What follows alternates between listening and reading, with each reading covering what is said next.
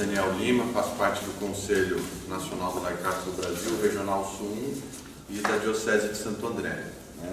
Faço parte da Comissão de Fé e Política do Regional Sul 1. E tenho um convite aqui para falar sobre essa cartilha que é das eleições de 2014. Algumas pessoas que contribuíram com os textos aqui diretamente, nós fizemos alguns debates e eu vejo que esses textos estão aqui.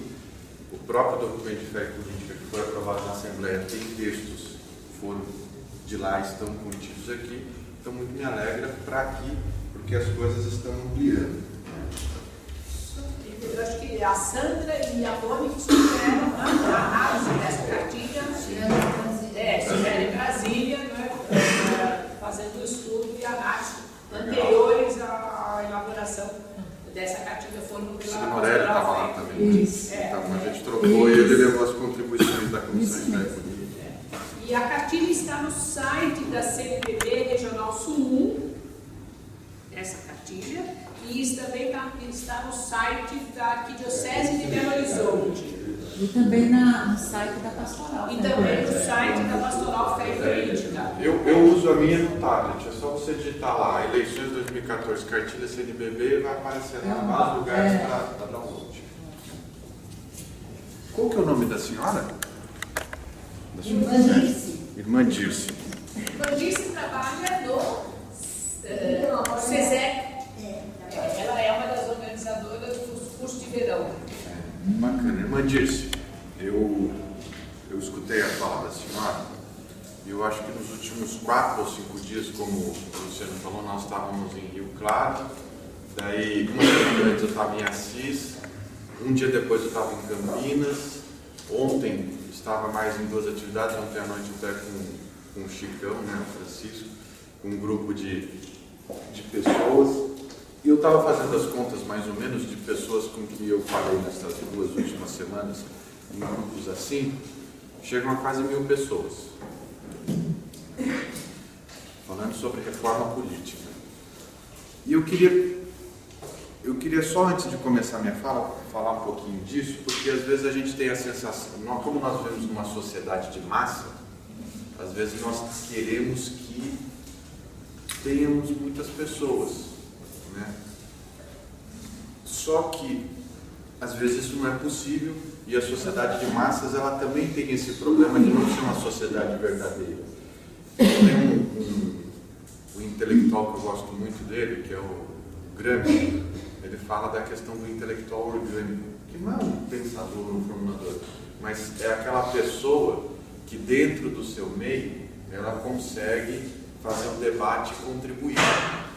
E aqui são pessoas de muita qualidade de debate, muita qualidade no debate político. Eu tenho certeza que na sua paróquia, no conselho de leigos, no seu movimento social, na sua escola, esse debate vai expandir, vai reverberar. Então acho que é fundamental a gente manter essas atividades assim, exatamente como são, porque elas ainda permitem o debate e dá para a gente aprofundar. Eu vejo com muita alegria essa iniciativa do Conselho de Leigos aqui na Lapa e parabenizo por isso.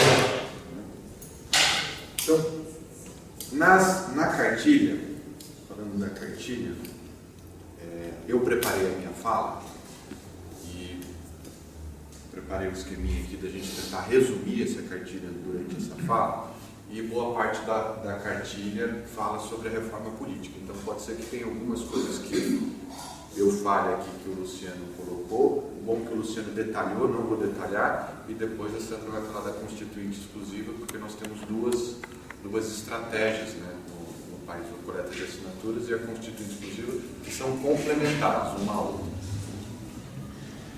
Mas eu queria falar de um negócio que eu prometi para mim mesmo todas as vezes que eu estivesse no espaço de igreja, ou seja, que a gente ia falar das eleições de 2014. E eu conversando com alguns bispos e alguns padres, eles falaram que a dinâmica de você falar da política e de falar do Estado, enfim, é importantíssima, mas pelo menos quando nós estivermos na nossa casa, a gente precisa falar um pouquinho de fé. que é o que dá embasamento para todas as nossas ações, né? Então, para a gente falar um pouco das eleições, está contigo aqui, pegando o ponto final, eleição, ela acontece dentro de um sistema político, e esse sistema político, dentro dele tem o Estado, que é o que nós queremos mudar junto com a reforma política, e antes desse Estado, há o pensamento político, né, que determina qual é o Estado e caracteriza esse Estado que nós estamos, e antes da política tem a nossa fé, que é o que dá o embasamento para que nós atuemos. Eu vou tentar pegar desse ponto até eleições. Então, fé, política, Estado e eleições. O fé, estava em Campinas e fizeram um ofício divino lá no centro dessa atividade, falava que o Deus da Justiça é a nossa bandeira, contra o patrão que quer uma superprodução, que quer responder a isso. Então, a fé que nós temos, e daí eu não estou falando de uma fé dogmática ou explicitamente católica, porque eu acho que todas as pessoas têm fé em alguma coisa, inclusive aqueles que são ateus, eles têm fé em transformação, eles acreditam, né? É crer, né? Então, quando nós, a nossa fé em particular, nós cremos, né, num Deus que é um Deus da justiça, um Deus que prega a igualdade, que prega o amor, que prega a paz, né? É um Deus que é caracterizado nesse Deus, ele tem um conjunto de características das quais nós acreditamos. Então, nós cremos nisso. E é por isso que nós estamos aqui, porque esse é o fundamento nosso. Então, o nosso Deus é o Deus da justiça, é um atributo desse Deus, tem um conjunto de atributos.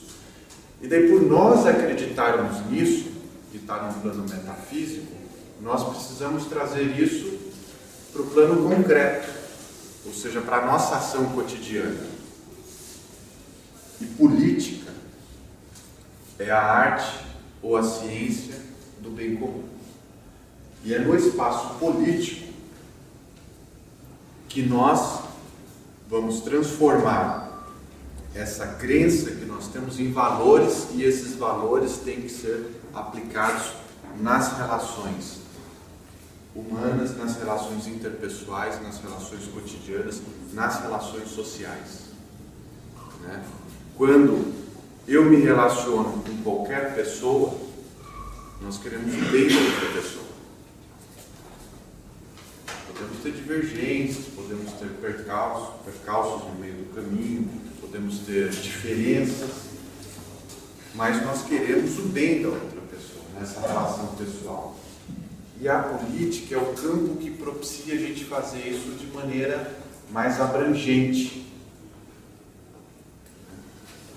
Ou seja, nós temos que construir uma sociedade, e a sociedade, essa construção da sociedade se faz com política, porque política nós fazemos a todo tempo, baseado nesses valores. É isso que nós vamos fazer o nosso ordenamento político, né? E daí dentro da política, no campo da política, você tem a política que é institucional e a não institucional. Nós estamos fazendo política aqui.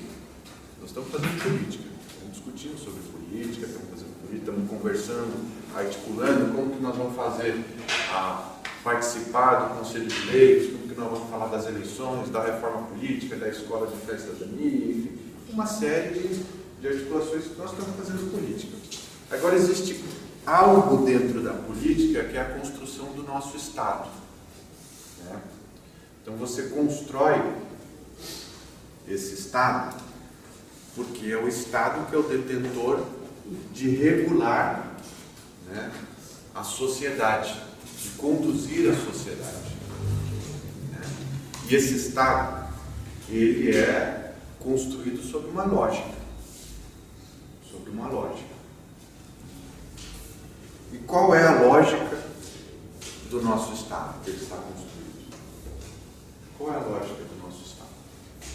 A última semana social era a Adorei, achei fantástico o tema Estado, para quê e para quem, né? Será se nós estamos construindo um Estado, nós, povo, estamos construindo um Estado do povo, para o povo, ou nós estamos construindo um Estado?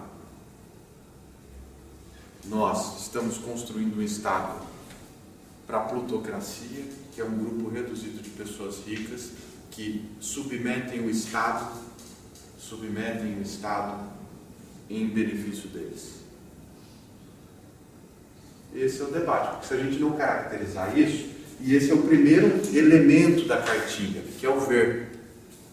Na cartilha que usa o método ver, julgar e agir, ela tem aqui no seu, eu anotei aqui, ela tem no seu capítulo 3, o Brasil que temos. No capítulo 3 da cartilha tem aqui o Brasil que temos. Então, essa é um pouco da... Está aqui no ver, o Brasil que temos. Esse é o primeiro elemento. Então, a partir daqui a gente já começa a adentrar na cartilha para a gente caracterizar esse Brasil que nós temos. Tudo bem até aí? Tranquilo? Então, esse Brasil que nós temos, ele tem alguns avanços e alguns problemas. Então, o Brasil, vou fazer um breve resgate histórico para a gente saber qual é o nosso estado. Nós, brasileiros, temos uma cultura de conciliação, uma cultura política de conciliação. Nós não temos uma cultura de ruptura.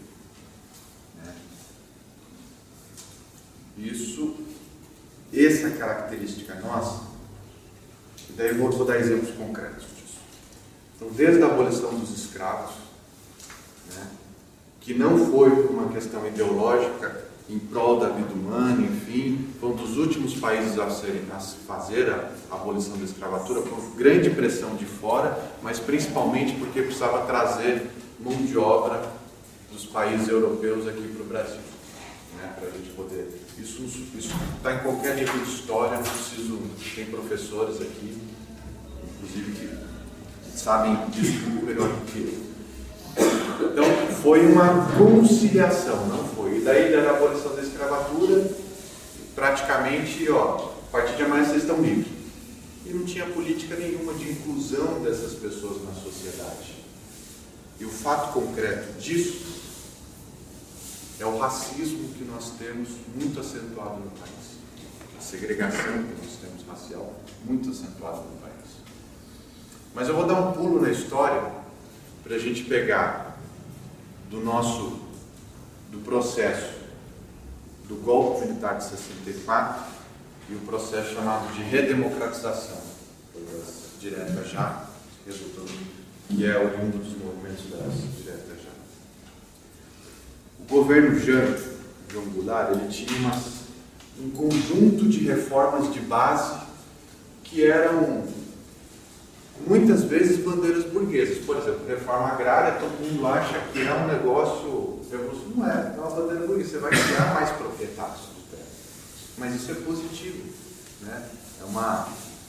é algo que o Brasil necessita. Toda a grande nação fez reforma agrária. Estados Unidos, Austrália, Japão, esses países se desenvolveram. Então, o governo Jango, ele tinha um conjunto de reformas que eram necessárias serem feitas para que o Brasil se tornasse uma grande nação, um grande país, e rompesse com o cordão que tinha de dependência do imperialismo americano e a dependência dos países europeus. Isso era um processo político que foi abortado com um golpe da ditadura militar. Então, isso parou.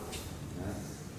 Se estabeleceu uma ditadura militar, e essa ditadura militar interrompeu esse processo, que eram reformas populares. Né? Hoje, se elas tivessem acontecido, nossa situação hoje era muito melhor enquanto trabalhadores e trabalhadoras. Né? Sem medo de errar, eu digo isso. Pois bem, o movimento daí que resultou nas diretas já, começou com as mulheres em São Paulo, de carestia, por movimento por creches. Né? As mulheres, de novo, protagonizando lutas, e a história pouco relata isso, infelizmente.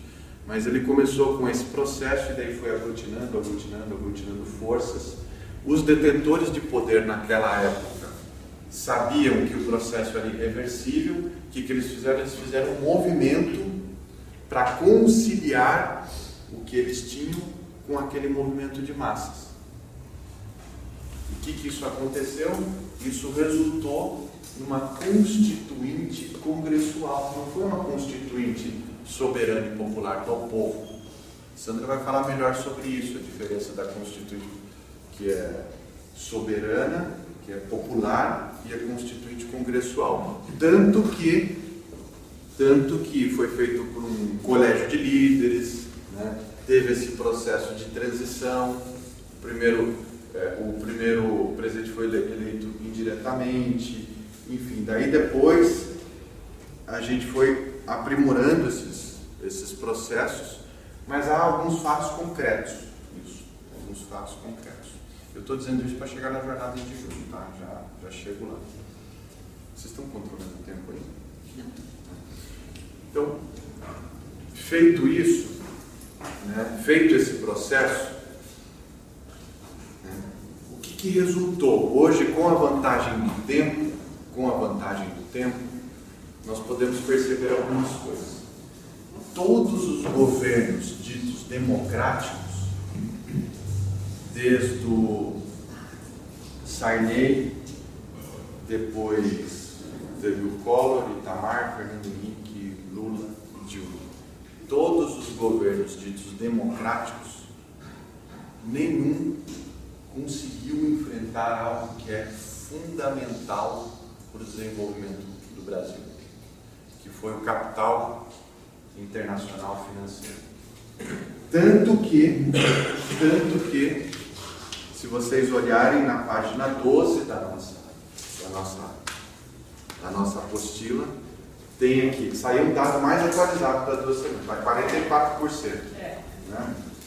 Tanto que a receita, o orçamento do nosso país, mais de 40% é destinado para pagar juros da dívida. E você vê que países que enfrentaram isso, como o Equador, a economia cresce 5% ao ano.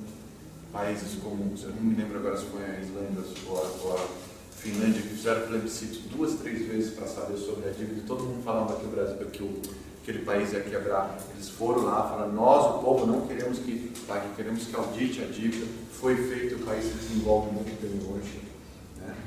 Então, nenhum desses governos democráticos conseguiu enfrentar isso, o poder do capital econômico. Né? Outra característica, né? Nenhum desses governos conseguiu fazer uma reforma agrária de verdade no país, porque não tem força política para isso. Estou dizendo todos, porque senão a gente começa a colocar coloração e fica uma guerra que não é verdadeira. Então precisamos ter responsabilidade política para identificar quais são os problemas estruturais do nosso país.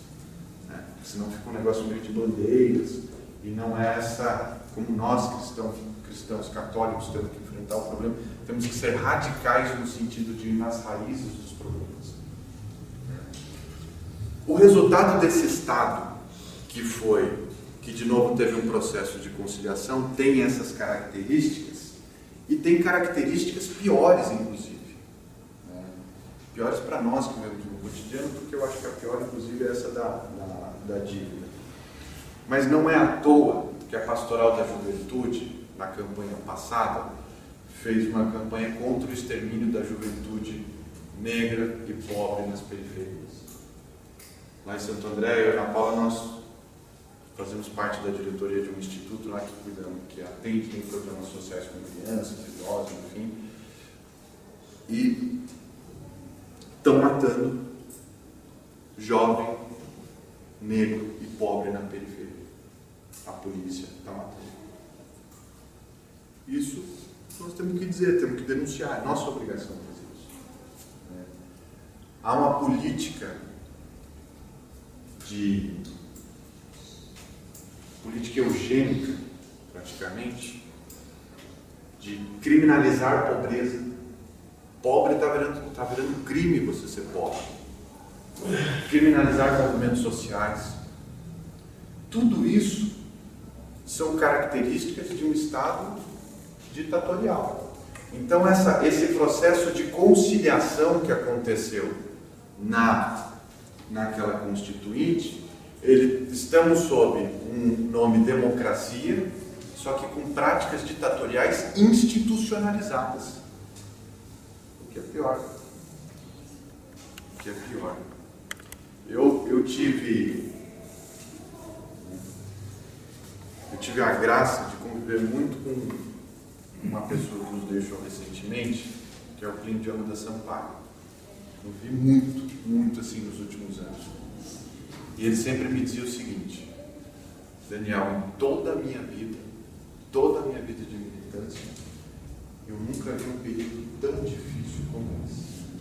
E ele dizia isso antes das jornadas de junho. Quando aconteceu as jornadas de junho, eu acho que ele falou, agora eu posso ir porque as coisas começaram aquilo que eu sempre acreditei. Então, nós temos um Estado que ele tem essas características que estão muito bem explicadas na cartilha da página 12, 14 e 15, que é as privatizações, terra urbana, lentidão na reforma agrária. Então é por isso que nós temos esse Estado, e é esse Estado que nós queremos reformá-lo. Porque esse Estado, ele tem como característica principal uma dependência, o que é pior ainda. Nós vivemos num sistema capitalista global, mundial, e o Brasil ele tem uma característica de capitalismo dependente. Isso nos leva a algo chamado uma reversão neocolonial. Não sou eu quem digo isso, quem diz é o Florestan, e outros formuladores. Essa reversão neocolonial faz com que as políticas públicas que o Estado aplica sejam para os rentistas, ou seja, você produz riqueza, nós pagamos os impostos e esses impostos não são revertidos em políticas públicas. É por isso que tem mobilizações para 10% para a educação, 10% para a saúde, porque não tem esse gráfico aqui da página 12, mostra muito bem. Se você pegar um exemplo aqui, por exemplo, ó, essencial à justiça, 0,24%. Meu Deus do céu, que absurdo. Nunca a gente quer um país com paz. A gente pegar aqui assistência social, 3,41%. Direitos da cidadania, 0,04%. É por isso que nós temos um esforço tremendo, militante, de fazer escolas de cidadania, escolas de fé, porque nós somos o povo que queremos transformar a realidade. Olhar com atenção esse gráfico na página é fundamental para a gente entender essas coisas. E daí o capitalismo dependente, o que ele faz? Ele explora uma nação, pega a riqueza da nação e manda para fora. Essa é a caracterização de colônia. E é isso que acontece com o nosso país. Nenhum dos governos ditos democráticos teve coragem para implementar um instrumento econômico, que é da economia, chamado controle de fluxo de capital. Ou seja, o dinheiro vem aqui, você tem que controlar o dinheiro e a saída desse dinheiro. Não existe isso no Brasil, por isso que os especuladores gostam muito, porque eles vêm, eles arrebentam tudo. a visão que eu tenho na minha cabeça é como uma mulher sendo violentada. Vem, arrebenta tudo e vai embora. Esse é o nosso Estado. Agora, o nosso Estado também não é só isso. Houve avanços na Constituição que nós temos que reconhecer. Sou lá do ABC, nasci no interior, fui para o ABC, né? Sou filho de nordestinos e, nesse processo, muitos da minha família deram suas vidas e pagaram caro, alguns, para que nós pudéssemos votar. Então, votar é uma conquista muito importante, muito importante. Nós jamais podemos esquecer, nós não devemos negar o passado de lutas, porque o passado de lutas, né, faz com que nós não estivéssemos pior como alguns irmãos nossos latino-americanos, que têm um nível de exploração maior, porque foram construídos alguns instrumentos que mediaram e seguraram a ofensiva agressiva do capital. Senão nós estaríamos numa situação pior do que nós estamos hoje. Então, direito de votar, direito universal de acesso à saúde.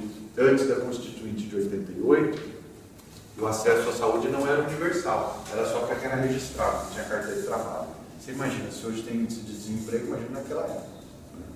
Então, o debate era se tinha 4, 5, 6 meses para manter o acesso à saúde ou não. Teve o SUS também de saúde, teve o Estatuto da Criança e do Adolescente, enfim, teve uma série de avanços. Né? Que foi um grupo que na Constituinte conseguiu avançar. Isso foi um Ministério Público. O Ministério Público não poderia ser o que é hoje se não fossem as prerrogativas que estão escritas lá na Constituição. O papel de atuação dele era muito reduzido antes da Constituição. Hoje é muito mais amplo e é uma instituição, uma das poucas instituições que você vê ser combativas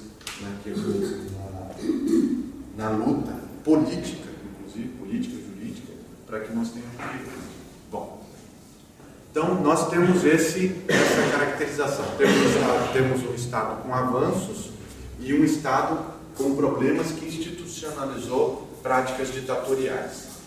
E o poder econômico que vai sobre o Estado e submete mediante aquilo que o Luciano falou. Financiamento, que eu nem chamo de financiador de campanha, chamo de investidor de campanha. Porque como o Luciano falou, para cada R$1 que ele põe na campanha, ele recupera outro. Isso é investimento. Existem estudos disso. Então, eles bancam as campanhas, e daí essa campanha, o cara vai lá e reverte toda a ação política dele para trazer de volta esse dinheiro. Então, eu vou dar o último dado concreto antes da gente falar das jornadas de junho. Mais de 99% da população econômica ativa do país, independente se é um pequeno comerciante, um médio, um trabalhador assalariado, vive de trabalho. Acorda cedo, trabalha o dia inteiro e volta, e o dinheiro que ele tem é oriundo de trabalho. Menos de 1% é rentista, são os grandes, a gente chama burguesia, o grande capital financeiro.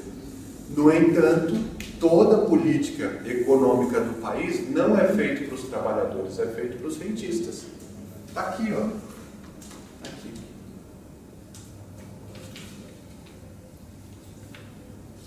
O bolo, a maior parte do bolo é para uma pequena minoria mesmo, como o Luciano me disse antes, essa pequena minoria que controla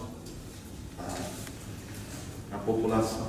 Bom, daí nós temos um evento que é um divisor de águas e é um marco na história do Brasil, que são as jornadas de junho. Por que ele é um divisor de águas na história e por que ele é um marco importante? Porque é a primeira vez na história do país que o povo vai às ruas sem ser convocado por uma grande liderança carismática, ou por partidos, ou por organizações. Ele vai às ruas de maneira espontânea, difusa, mas minimamente auto-organizada. É o povo que vai às ruas reivindicar os seus direitos. quem foi em algumas jornadas de junho, você via lá que as pessoas, não era só os 20 centavos, mas tinha lá educação, saúde, não me representa, indicando crise na representatividade no Estado. Então existia uma série de demandas. Mas qual é o fator principal das jornadas de junho que as torna um divisor de águas na história do Brasil? Os governos locais, estaduais, não só no estado de São Paulo, nem no município de São Paulo, mas nas outras cidades do estado e em outros estados, firmaram que subiram as passagens e falaram que não reverteriam aquilo. 15 dias depois de jornadas intensas nas ruas, Alckmin, PSDB e Haddad, PT foram juntos falar que estavam revogando o aumento das passagens. Isso é uma conquista que o povo aprendeu, que se organizar e mobilizar, consegue aquilo que quer. Né? Então, esse é o marco das jornadas de junho. Né? Então, nós temos, junto com as jornadas de junho, que é um sinal que está acontecendo em todo o mundo, que é uma crise estrutural, diferente de uma crise conjuntural no capitalismo. Porque o que aconteceu nas jornadas de junho aconteceu em vários outros países do mundo, né? Pouco divulgado, ocupe Wall Street, ocupe Barcelona, Primavera Árabe, movimento estudantil no Chile, uma série que é muito pouco divulgado pelos meios de comunicação, mas que está em curso por uma lógica de crise estrutural no capitalismo, e essa crise estrutural se dá porque nós não podemos esquecer disso. O capitalismo, a lógica dele é acumular e reter capital, e ele fará isso incessantemente, sem se preocupar com nada, com o meio ambiente, sem se preocupar inclusive com a vida humana. Se precisar matar, se precisar prender para ganhar dinheiro, será feito, porque essa é a lógica do capital. Né?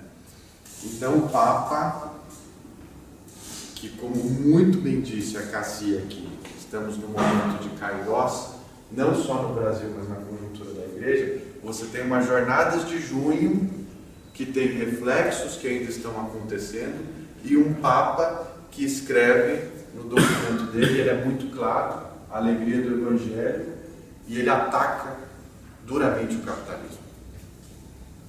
Então, se nós queremos reformar um Estado, né, queremos transformar esse Estado, transformar a política que nós temos, né, para que seja uma política que coloque a vida humana em primeiro lugar, essa política ela tem que ser necessariamente anticapitalista.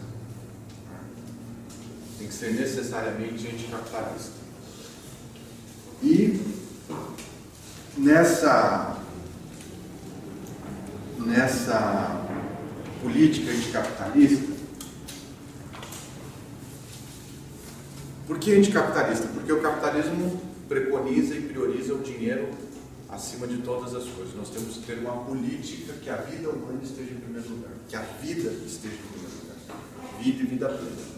Então nós sabemos, nós temos a vantagem da história das tentativas que foram feitas, temos um Papa que abre espaço dentro da igreja, temos jornadas de junho, então nós temos um campo que se abre para que nós possamos fazer as nossas transformações. Vou correr um pouquinho aqui no meu tempo, porque a Maura, como uma coordenadora de mesa disciplinada, já colocou a plaquinha para mim. Então eu vou correr aqui para a gente... Né?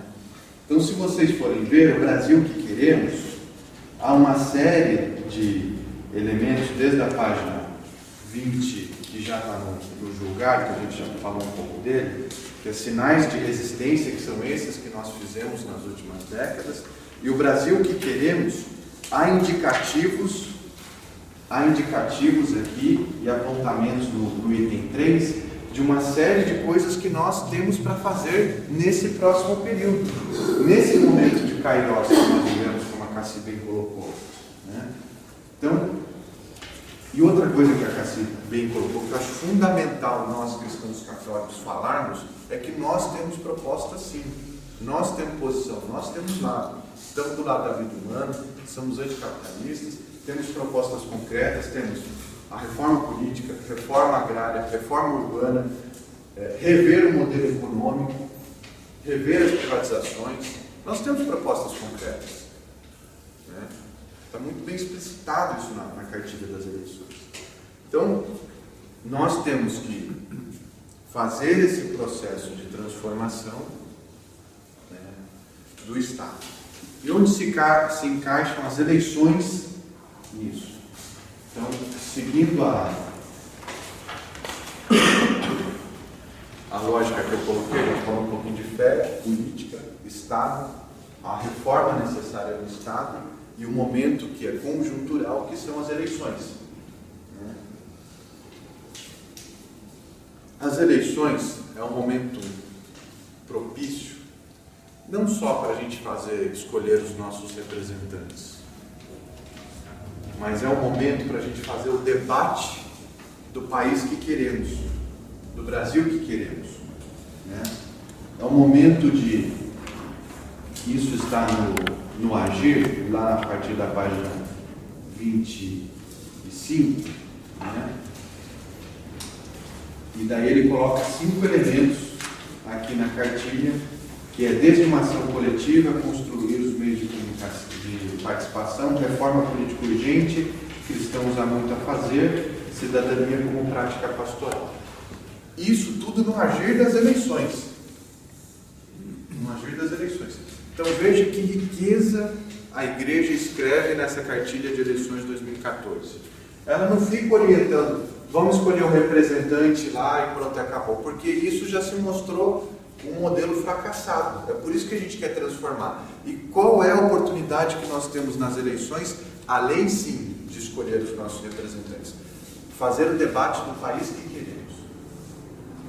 A Cassi falou aqui na apresentação dela que essa cartilha não é de agora, é de uma construção histórica, desde o documento 91, com uma reforma do Estado, teve a última semana social. Então nós estamos acumulando alguns anos para usar a formação que nós temos nesse período eleitoral. Agora, eu acho que é fundamental aqui a gente fazer nesse processo das eleições? Nos apropriarmos da construção de base que a igreja fez, em comunhão com o clero, com o episcopado, com religiosos e religiosas. Foi uma construção em comunhão, nós não podemos esquecer disso, e essa construção aplicarmos a partir dessas eleições. Debater com os candidatos o projeto de país que queremos. Se o seu candidato, que você vai escolher nas eleições, não tem a mínima noção do que está aqui, ele pode dizer em outras palavras isso aqui, porque ele não é obrigado a ser um da igreja, saber a cartilha da igreja, mas se ele não sabe tudo isso que a gente está conversando e o que tem, já é um critério de você não escolher, porque ele não vai representar isso aqui. Então esse é o primeiro corte das eleições, na minha opinião. Segundo corte, que eu digo que é obrigação de todo cristão católico, combater a demagogia. Só que combater a demagogia dá um trabalhinho. Tem candidato que vai dizer que faz tudo isso aqui, mas chegar na hora e não faz nada. Não faz nada. Na reforma política, como o Luciano falou, a Sandra vai falar, nós vamos construir instrumentos para ter controle disso, que é uma das questões que estão aqui, construir meios de participação e de controle social, item 2 da página 27. Mas enquanto isso não é construído, qual é o trabalhinho que dá? Você verificar qual é a história de vida desse candidato. Candidato que nunca teve um movimento social, que nunca teve num sábado de manhã, como todos nós estamos aqui, debatendo, construindo, ou no domingo à tarde, ou na base, ou fazendo debate, ou numa ação social, já é um candidato que ele não tem experiência da realidade cotidiana da classe trabalhadora, do pobre, daqueles que nós temos lá. E daí precisa ver a história desse candidato, ver se a história de vida dele tem que falar por ele. não simplesmente a fala dele. E por que dá trabalho? Porque vai ter que dar uma procuradinha. Hoje nós temos mecanismos de internet, de consulta. Esse é um segundo critério. Um terceiro critério, para a gente finalizar, que é fundamental. Quem está dando dinheiro para ele, quem está financiando a campanha dele e quem está dando dinheiro pro partido dele. Porque se você olha só o dinheiro que entra na campanha do candidato, você não vai conseguir entender algumas coisas. Porque, como o Luciano disse aqui antes, o grande montante de dinheiro vai para o partido e daí o partido repassa para o candidato e você não consegue saber de onde veio o dinheiro. Mas por isso que você tem que ver da onde veio o dinheiro que vai para o partido e para o candidato. Porque a partir dessas doações você sabe mais ou menos posicioná-lo o que ele vai fazer. Porque nós não podemos ter ilusão. O Luciano falou isso aqui, acho que a Sandra vai falar também, e eu também vou falar. Quem dá o dinheiro vai querer algo em troca. Quem dá dinheiro vai querer algo em troca. Ele não vai dar dinheiro porque tem ideologia. Você imaginou R$1 milhão uma empresa dá dinheiro, vai dar dinheiro por ideologia? Não vai dar dinheiro por ideologia. Então, o Luciano não falou aqui, e é algo que eu acho que é fundamental também. Ele até falou, assim, foi a concentração de poder de um ministro. Já tinha perdido na votação. Essas eleições já deveriam ser proibidos financiamentos privados de campanha, de empresas, né? E ele foi lá e pediu vistas, que é o ministro Gilmar Mendes. A votação estava 6-2. Ele pediu vistas para ganhar tempo para valer o financiamento empresarial nessas eleições e para tentar ganhar tempo para fazer com que os outros revertam o voto deles. Porque ele pode votar de novo e mudar o voto dele. Então, né, eleição é um período propício para que nós elejamos os nossos representantes, mas também para que a gente aprofunde a construção política que nós estamos fazendo historicamente. E, para finalizar mesmo, eu tentei resumir em meia hora o que está aqui na cartilha, mas eu acho que há um espaço muito grande para a nossa atuação nesse próximo período. Só que esse espaço que está em aberto não quer dizer que vai ser do jeito que a gente quer, porque outros que se beneficiam desse sistema, eles também estão em movimento para conservar as coisas do jeito que estão, ou ainda para piorar, que são os reacionários, para voltar passos antes do que está neste momento. E nós vivemos, como diz o documento de Aparecida, no número 44, numa mudança de época. Essa mudança de época, ela é caracterizada por crises nas instituições, todas as instituições estão em crise, e quando você tem a crise, você abre o campo, tem esse campo que se abre para construir um novo. E o novo a ser construído vai depender da nossa capacidade de organização, de preparo e de intervenção na história. É isso, gente. Obrigado.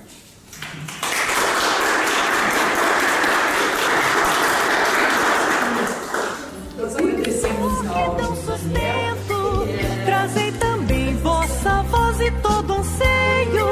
Não quero ver-vos dispersos ao relento. Vinde, aprendei o caminho que é novo. É a casa do Pai a vossa espera. Olhar e gestos diferentes, a luz do perdão que o mal supera. E quem vivendo manso em espírito pobre, escolhe a paz e tem sede de justiça, jamais se entregue.